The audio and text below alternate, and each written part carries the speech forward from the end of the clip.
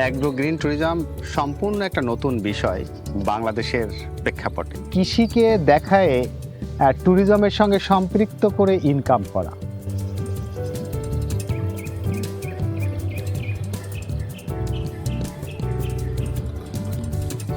ফুল চাষিরা তারা ফুল চাষ করতেছে এবং তারা ফুল বিক্রি করে ইনকাম করে, কিন্তু প্রচুর দর্শনার্থীরা আসে, কিন্তু সেটাকে সুন্দর করে দেখিয়ে কিন্তু আবার অল্টারনেটিভ একটা ইনকাম করার ক্ষেত্র থাকতে পারে।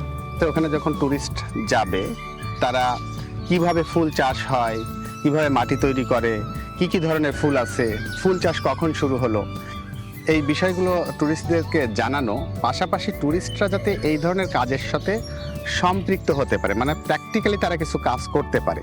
ঠিক একইভাবে তারা রস পাড়া দেখবে, গাছ কাটা দেখবে, গুড় বানানো দেখবে, এই যে রসের বিভিন্ন খাবার সেটা এখানে এনজয় করতে পারবে। এরকমভাবে বিভিন্ন ছোট ছোট অ্যাক্টিভিটিসে সেট করে আমরা ট্যুরিস্ট অ্যাট্রাকশনের জন্য কাজ করি, যেটাকে আমরা বলতেছি অ্যাগ্রো ট্যুরিজম। পাশাপাশি যশোর কিন্তু একটি ঐতিহ্যবাহী এলাকায়, যার কারণে যশোরে অনেক ঐতিহাসিক স্থান আছে এবং ট্যুরিস্টরা এখানে আসতেছে, এবং আসার পরে যেটা একটা বড় ঘাটতি ছিল, শুধু আসতো আর দেখতো আর চলে যেত।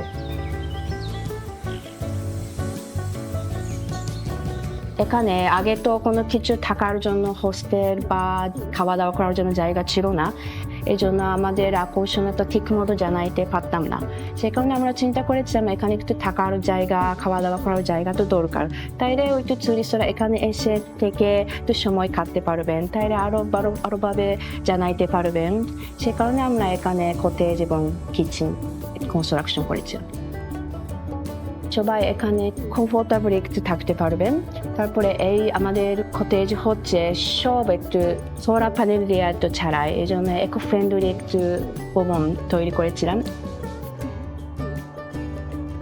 আমাদের সমিতির সদস্যরা সব একটু ম্যানেজমেন্ট করবেন, তো ওরা তো এখানে জন্ম হয়ে একটু বড় হয়েছে, এই জন্য এলাকার কথা বেশ অনেক চিনেন, এই জন্য এই এলাকার আকর্ষণ ঠিক মতো জানাইতে পারবেন। এই যে 3 বছর ধরে যেরকম কনস্ট্রাকশনটা আমরা করার চেষ্টা করছি, পাশাপাশি তাদেরকে দক্ষতা দেওয়ার চেষ্টা করছি। এখানে ডাঙ্গাবাড়াই গাছিবাড়ি অফিস, এখানে কটেজ হয়েছে, এখন রান্নাঘর হয়েছে, এখানে রান্না বাড়ার দায়িত্বই আমি আছি। আমাদের যশোর জেলার ঐতিহ্যবাহী বিভিন্ন রকম খাবার আমরা এখানে তৈরি করি, এবং আমাদের খাঁটি গুড়ির ভাপা পিঠা আছে, রসে ভিজা পিঠা আছে, বিভিন্ন রকম কুলি পিঠা আছে, এসব পিঠা আমরা তৈরি করে লোকের খাবার খাওয়াই।